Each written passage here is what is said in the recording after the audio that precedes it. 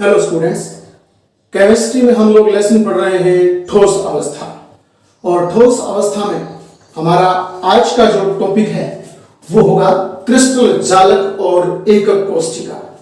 तो आपके सामने एक क्रिस्टल जालक मैंने बनाया है और इस क्रिस्टल जालक को परिभाषित कैसे करेंगे और इसमें एकक कोष्ठिकाएं कौन सी होती है वो देखेंगे। तो क्रिस्टल जालक, और ये एग्जाम में पूछा भी गया है, क्रिस्टल जालक को परिभाषित कीजिए, ऐसे एग्जाम में आया हुआ है।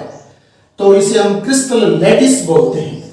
क्रिस्टल जालक यानी क्रिस्टल लैटिस, और इसको हम परिभाषित करेंगे। फिर हम बाद में बात करेंगे एकक कोष्ठिका यानी यूनिट सेल की। तो पहले देखिए क्रिस्टल जालक। तो आपके सामने मैंने ये क्रिस्टलीय ठोस बनाया है। ये कौन सा क्रिस्टलीय ठोस? आप पीछे पढ़ के आए हो क्रिस्टलीय ठोस और अक्रिस्टलीय ठोस। क्रिस्टलीय ठोस वो होते हैं जिनमें अवयव कण निश्चित ज्यामितीय व्यवस्था में होते हैं। क्रिस्टलीय ठोस वो होते हैं जिनमें अवयव कण कंपोनेंट निश्चित ज्यामितीय व्यवस्था में होते हैं। तो यहां देखिए, इसमें अवयव कण, ये जो किनारों पर मैंने गोल बिंदु के रूप में दर्शा रखे हैं, गोल बिंदु के रूप में दर्शा रखे हैं, इन्हें हम कंपोनेंट बोलते हैं, अवयव कण बोलते हैं। और ये अवयव कण निश्चित ज्यामितीय व्यवस्था में है। निश्चित ज्यामितीय व्यवस्था में, तो फिर कहने का अर्थ जो मैंने निरूपित किया वो क्रिस्टलीय ठोस है। अगर ये निश्चित ज्यामितीय व्यवस्था में नहीं होते तो ये अक्रिस्टलीय होता। लेकिन यहां तो ये अवयव कण निश्चित ज्यामितीय व्यवस्था में है, तो फिर ये जो यौगिक बना है या संरचना बनी है, मैं इसे बोलूंगा क्रिस्टलीय ठोस। तो क्रिस्टलीय ठोस वो होते हैं जिनमें अवयव कण निश्चित ज्यामितीय व्यवस्था में होते हैं। तो ये क्रिस्टलीय ठोस बन गया। और क्रिस्टलीय ठोस में याद रखने वाली बात है, जब ये अवयव कण क्रिस्टलीय ठोसों में जब अवयव कणों को त्रिविम में यानी थ्री डायमेंशनल में, याद रखना त्रिविम में, और व्यवस्थित आरेख द्वारा प्रदर्शित किया जाता है। क्रिस्टलीय ठोसों में अवयव कण, ये अवयव कण हैं, इनको त्रिविम में, त्रिविम का अर्थ है एक्स वाई जेड तीनों अक्षों से, एक्स वाई जेड तीनों अक्षों से यानी त्रिविम में, और व्यवस्थित आरेख द्वारा प्रदर्शित किया जाता है। ये देखिए, मैंने इस प्रकार से व्यवस्थित आरेख बना दिया, आपस में सारों को मिला करके, आपस में सारे बिंदुओं को मिला करके व्यवस्थित आरेख बना दिया। तो व्यवस्थित आरेख से और एक संरचना बन गई, जिस संरचना को कहा गया क्रिस्टल जालक यानी क्रिस्टल लैटिस। तो क्रिस्टल जालक को आप परिभाषित कैसे करोगे?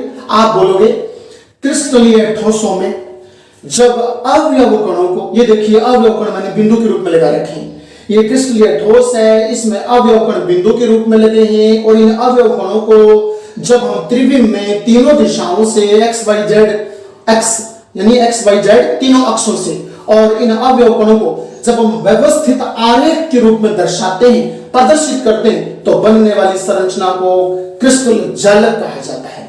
दोबारा फिर रिपीट कर रहा हूं, क्रिस्टलीय ठोसों में अवयव कणों को जब त्रिविम में और व्यवस्थित आरेख द्वारा प्रदर्शित किया जाता है, तो बनने वाली संरचना को क्रिस्टल जालक कहा जाता है। ये क्रिस्टल जालक है। और ये क्रिस्टल जालक याद रखना, इस प्रकार की छोटी छोटी यूनिट सेलें इनसे बना है।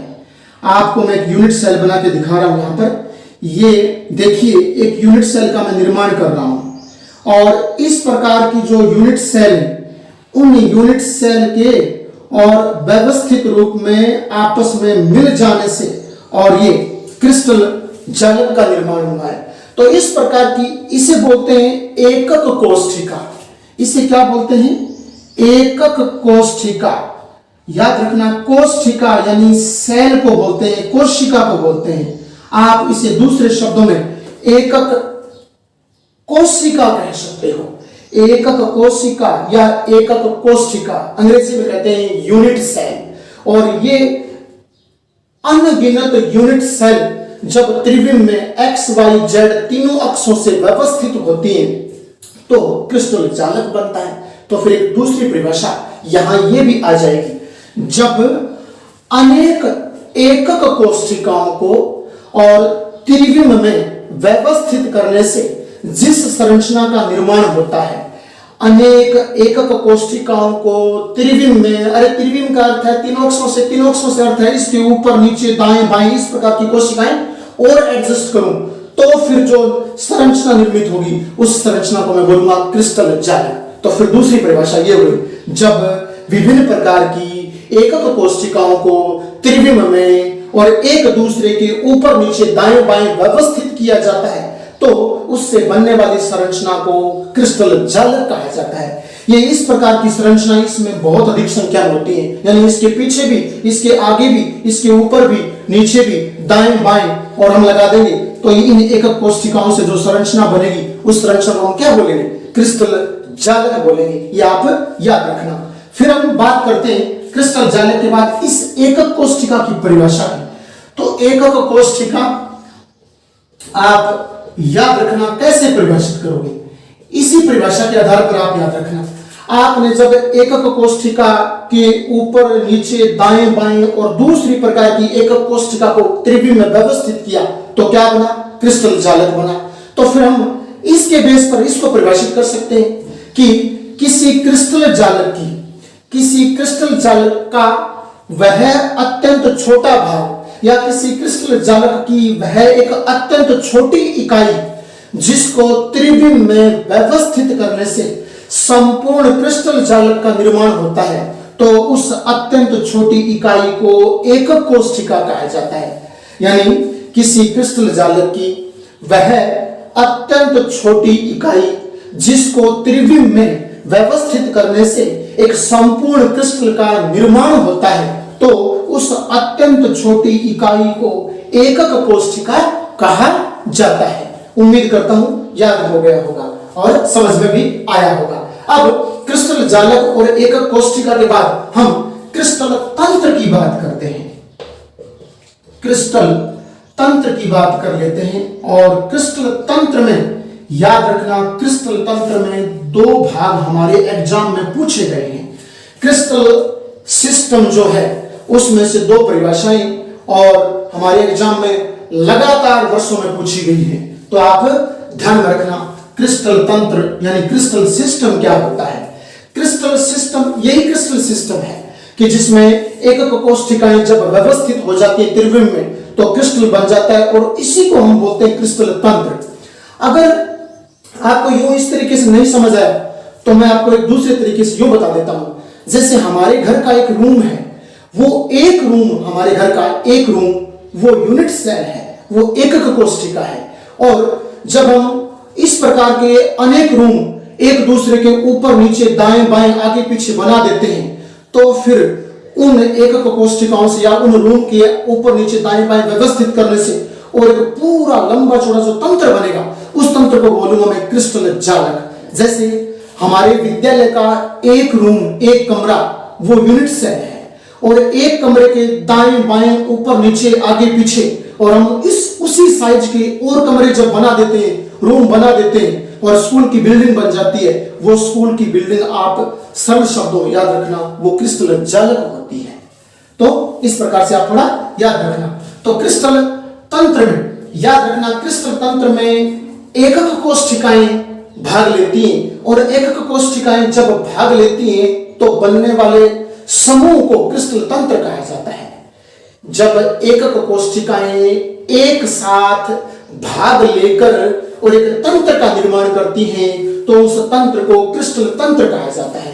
एकक कोशिकाएं एक साथ भाग लेकर जब एक तंत्र का निर्माण करती हैं तो उस तंत्र को क्रिस्टल तंत्र कहा जाता है। और क्रिस्टल तंत्र में कितने प्रकार की एकक कोशिकाएं भाग लेती हैं उसकी हम विवेचना करते हैं। सबसे पहले आप याद रखना सरल या आद्य, सरल अथवा आद्य एकक कोशिका, सरल अथवा आद्य एकक कोशिका जिसे हम अंग्रेजी में कहते हैं सिंपल और प्रिमिटिव। ये आद्य प्रिमिटिव है, प्राचीन पुरानी, सिंपल और प्रिमिटिव यूनिट सेल ये क्या होती है सुनिए पहले गौर से। मैंने आपके सामने ये संरचना बनाई अभी एकक कोशिका की, ठीक है ना, और इसको मैं सरल और आद्य के रूप में कैसे ढाल दूंगा, इन किनारों पर यहां अवयव कण लगा दूंगा, कंपोनेंट लगा दूंगा। बस कंपोनेंट लगाते ही ये संरचना याद रखना सरल अथवा जो आद्य एकक कोष्ठिका है वो बन जाएगी। तो फिर हम परिभाषित कैसे करेंगे, याद रखना, सरल अथवा आद्य एकक कोष्ठिका, सिंपल और प्रिमिटिव यूनिट सेल कैसे परिभाषित करेंगे कि वह एकक कोष्ठिका जिसमें कंपोनेंट केवल उसके कोनों पर लगे होते हैं, वह एकक कोष्ठिका, यूं बोल दो दूसरे शब्दों में, क्रिस्टल जालक की वह एकक कोष्ठिका, ये क्रिस्टल जालक है, क्रिस्टल जालक में ऐसी अनेक एकक कोष्ठिकाएं होती हैं, तो क्रिस्टल जालक की वह एकक कोष्ठिका जिसमें अवयव कण कंपोनेंट केवल उस कोष्ठिका के कोनों पर उपस्थित होते हैं, जहां जहां किनारे हैं, कोर बोलते हैं हम किनारों को, जहां कोर है, किनारे हैं, वहां वहां कंपोनेंट अगर उपस्थित हैं, अवयव कण उपस्थित हैं केवल और केवल वहां किनारों पर, तो वो ऐसी एकक कोष्ठिका को याद रखना सरल अथवा प्रिमिटिव यूनिट सेल कहा जाता है, जिसे हम सिंपल और प्रिमिटिव यूनिट सेल बोलते हैं।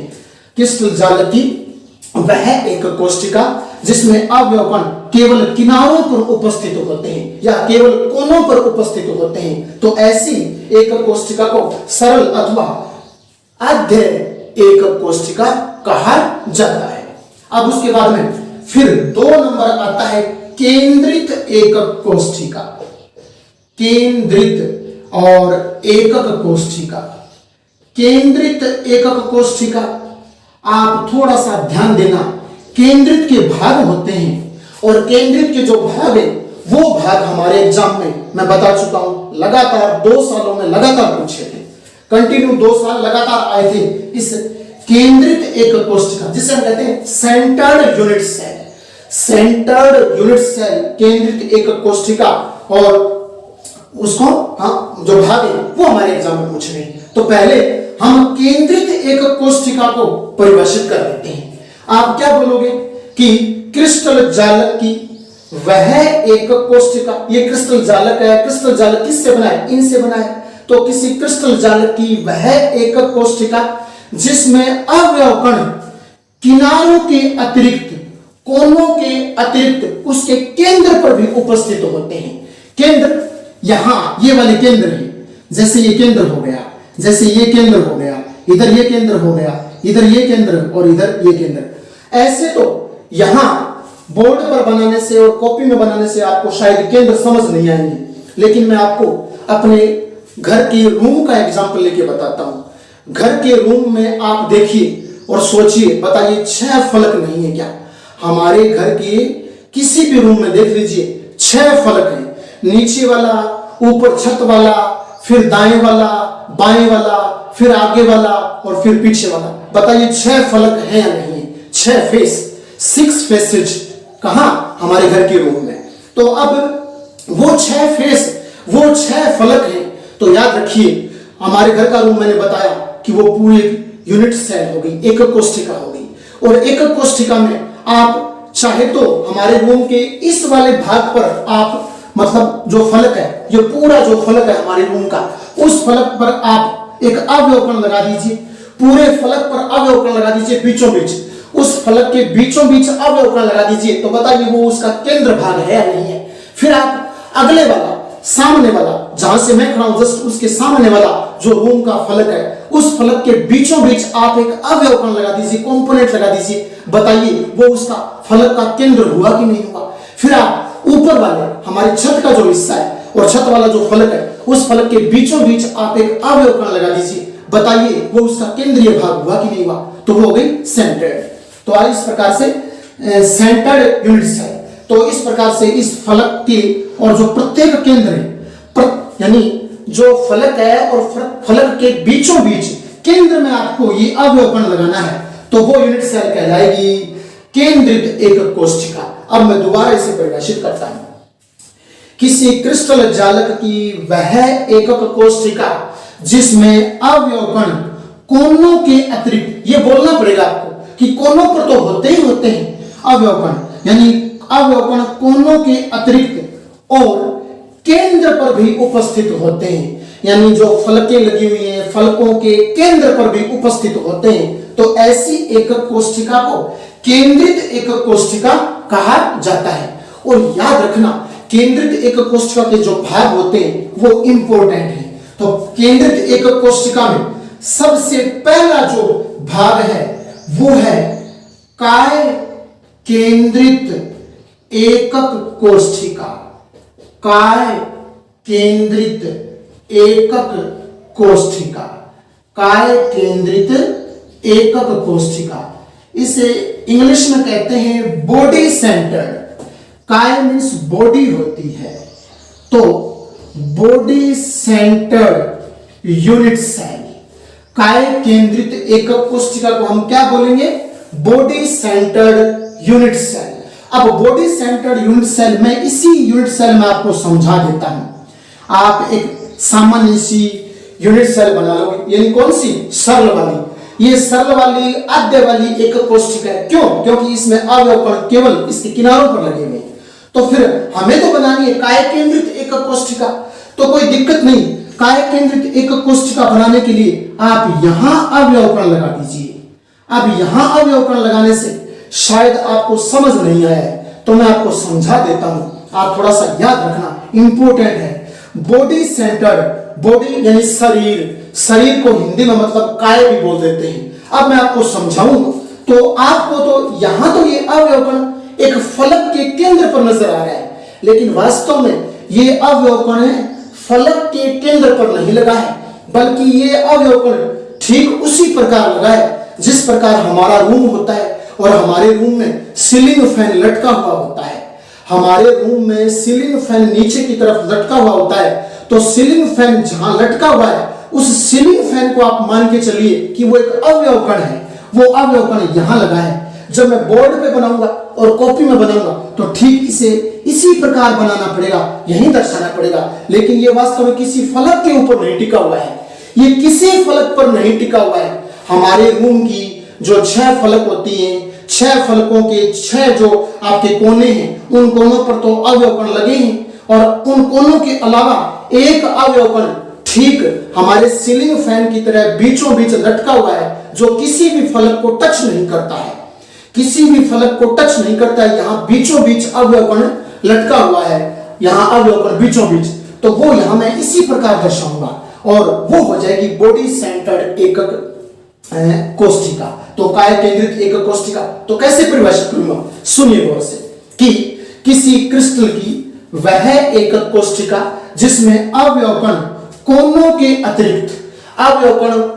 के अतिरिक्त केंद्रिका के शरीर में, केंद्रिका के काय में उपस्थित होता है।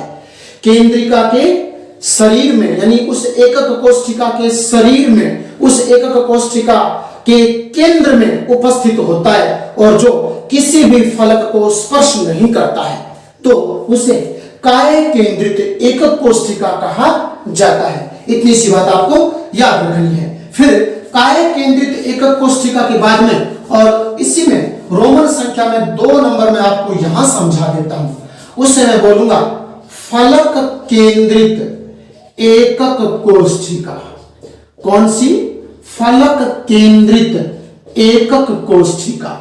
फलक केंद्रित एकक कोष्ठिका। तो फलक केंद्रित एकक कोष्ठिका आप सुनिए, इसे अंग्रेजी में कहते हैं फेस सेंटर। कौन सी? Face centred unit cell. Face centred unit cell नाम से ही पता चल रहा है, फलक शब्द आ रहा है, तो आपको क्या करना है? एक सामान्य आपको प्रिमिटिव पुराने वाली सरल वाली एकक कोष्ठिका बना लेनी है। उसके कोनों पर अवयवकण पहले तो आपको लगा देने हैं। अवयवकण कोनों पर आप लगा दोगे तो कोनों पर लगाने के बाद में, और इधर पढ़िए, इधर क्या लिखा है? फलक। प्रत्येक फलक पर एक अवयवकण और लगा दीजिए। मैं आपको समझा देता हूं, हमारे रूम की बात करता हूं। हमारे रूम में और जो मैंने बताया कि एकक कोष्ठिका है, तो उसके कोनों पर तो अवयवकण लगे हैं, और अब उसका जो प्रत्येक फलक है, जैसे मतलब छत वाला, नीचे वाला, सामने वाला, पीछे वाला, दाएं वाला, बाएं वाला, ठीक है ना, उन पर केंद्र के बीचों बीच, उन फलकों के ठीक बीच में आप एक एक अवयवकण और चिपका दीजिए, आप एक एक कंपोनेंट और लगा दीजिए, तो फिर कौन सी एकक कोष्ठिका बन जाएगी? फलक केंद्रित एकक कोष्ठिका बन जाएगी। तो मैं यहाँ बोर्ड पर या कॉपी पर जब समझाऊंगा तो एक तो यहां लगा दूंगा। यहां लगाने का अर्थ है ठीक जैसे मेरा ब्लैक बोर्ड या व्हाइट बोर्ड जिस फलक पर लगा है उस फलक के बीचों बीच मैंने लगा दिया। अब आपको एक ठीक इस फलक के सामने वाली वो फलक है उस पर लगा देना है, उस पर लगा देना है। तो मैं उस फलक को थोड़ा सा यहां दर्शा देता हूं। मेरी बात को समझ रहे हो ना? ये तो मैं अपने रूम का जहां मैंने बोर्ड लगा रखा है, ये वाला तो उस फेस के ऊपर मैंने ये अवलोकन चिपकाया है, और ठीक मेरे बोर्ड के सामने वाली जो फेस है, जो फलक है, उस पर मैंने ये अवलोकन लगा दिया। और अब क्या, अब ऊपर वाली बची तो ऊपर वाली में ये लगा दिया, अब नीचे वाला फलक बचा, नीचे वाले में ये लगा दिया, अब दाएं वाला बचा, दाएं वाले में ये लगा दिया, अब बाएं वाला बचा, बाएं वाले में ये लगा दिया। अब ये क्या होगी? ये होगी फलक केंद्रित एकक कोष्ठिका। कौन सी हो गई? फलक केंद्रित एकक कोष्ठिका। अब सुनिए, इसे आप परिभाषित कैसे करोगे? किसी क्रिस्टल की वह एकक कोष्ठिका जिसमें अवयवकण किनारों के अतिरिक्त, ये आपको हर एक में बोलना पड़ेगा, किनारों के अतिरिक्त और प्रत्येक फलक के केंद्र पर भी उपस्थित होता है। वह एकक कोष्ठिका जिसमें अवयवकण और कोनों के अतिरिक्त प्रत्येक फलक के केंद्र में, क्या बोलना है आपको? प्रत्येक फलक के केंद्र में भी उपस्थित होता है, तो उसे फलक केंद्रित एकक कोष्ठिका कहा जाता है। उम्मीद करता हूं आपको समझ आई होगी। अब मैं इसी में रोमन संख्या में 3 नंबर वाली समझा देता हूं, जो कि लास्ट एंड फाइनल है। तो उससे हम बोलेंगे अंत्य केंद्रित। याद रखना, आधा नय और आधा तय। अंत्य केंद्रित एकक कोष्ठिका, अंत्य केंद्रित एकक कोष्ठिका, अंत्य केंद्रित एकक कोष्ठिका। इसे अंग्रेजी में तो कहते हैं and centred, END, and centred. And आप जानते हो खत्म होना, समाप्त होना, ठीक है ना, एक प्रकार से किनारा। हाँ, तो उसे बोलते हैं अंत्य केंद्रित एकक कोष्ठिका, यानी एंड सेंटर्ड यूनिट सेल। आप क्या करोगे? सबसे पहले आप एक सामान्य सरल, यानी जिसे हम बोलते हैं आद्य, वो एकक कोष्ठिका बना लीजिए। और वो एकक कोष्ठिका बना करके आपको क्या करना है? आप ठीक जहां खड़े हो उस फलक के बिल्कुल या तो सामने वाला या फिर अपोजिट वाला, उस पर आप एक अवयवकण बीचों बीच लगा दीजिए। कहां? जहां आप अपने रूम में खड़े हो। जैसे मेरा ये बोर्ड लगा हुआ है, ठीक है ना, बोर्ड जिस फलक पर लगा है, मैं उस फलक पर और आपके एक अवयवकण लगा दूं, ठीक है, या वहां अवयवकण ना लगाऊं तो ठीक जहां खड़ा हूं और मेरे सामने वाला फलक है, उस फलक के और केंद्र के बीचों बीच वहां अवयवकण लगा दूं, तो वो कहलाएगी एंड सेंटर्ड एकक unit cell, end centred unit cell. तो आप कैसे परिभाषित करोगे? याद रखना, कैसे? किसी क्रिस्टल जालक की वह एकक कोष्ठिका जिसमें अवयवकण कोनों के अतिरिक्त, अवयवकण कोनों के अतिरिक्त और आमने सामने वाली किसी एक फलक के केंद्र पर भी उपस्थित होता है, जिसमें अवयवकण कोनों के अतिरिक्त और आमने सामने वाली, हाँ अब ये भी हो सकता है वास्तव में, आमने सामने वाली में छत के ऊपर वाली और नीचे वाली आप वहां लगा सकते हो या फिर नीचे में लगा सकते हो, आप दाएं वाले में लगा सकते हो, बाएं वाले में लगा सकते हो, आप जस्ट अपोजिट यहां लगा सकते हो, सामने वाली पर लगा सकते हो। लगेगा सिर्फ एक ही जगह, लगेगा सिर्फ एक ही जगह, तो वो कहलाएगी एंड सेंटर्ड यूनिट सेल। दोबारा फिर आपको बता रहा हूं, किसी क्रिस्टल जालक की वह एकक कोष्ठिका जिसमें अवयवकण आमने सामने वाली किसी एक फलक के केंद्र पर उपस्थित होता है, आमने सामने वाली किसी फलक के केंद्र पर उपस्थित होता है, तो उसे अंत्य केंद्रित एंड सेंटर्ड यूनिट सेल कहा जाता है।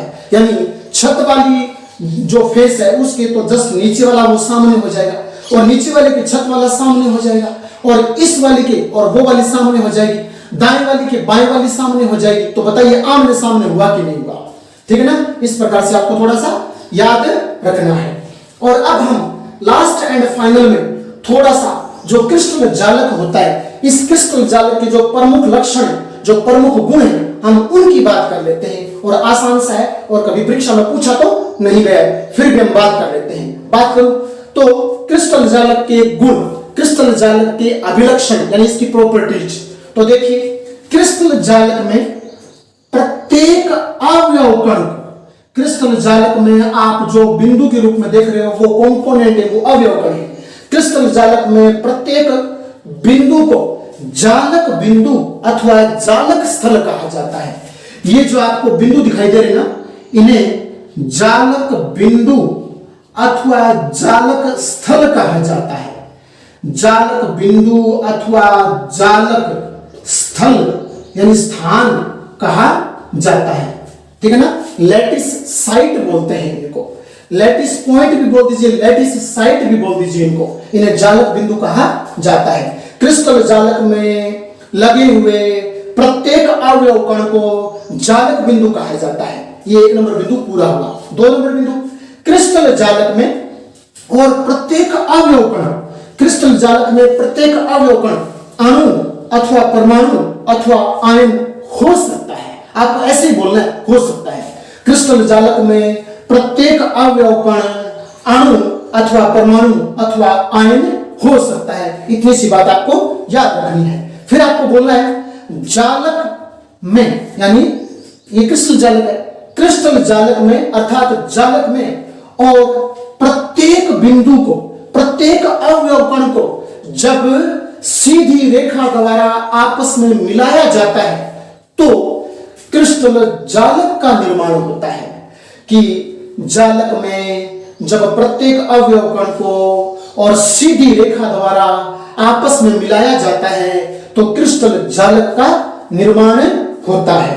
आप याद रखना। और क्रिस्टल जालक के बन जाने से अर्थात अवयव कणों को सीधी रेखा में मिला देने से और इसकी एक निश्चित ज्यामितीय व्यवस्था बन जाती है जिससे क्रिस्टल या ठोसों का निर्धारण होता है। क्रिस्टल जालक में अवयव कणों को मतलब सीधी रेखा द्वारा मिला देने से एक निश्चित ज्यामितीय व्यवस्था बन जाने से क्रिस्टल या ठोसों का निर्माण होता है। तो आज हम इतना ही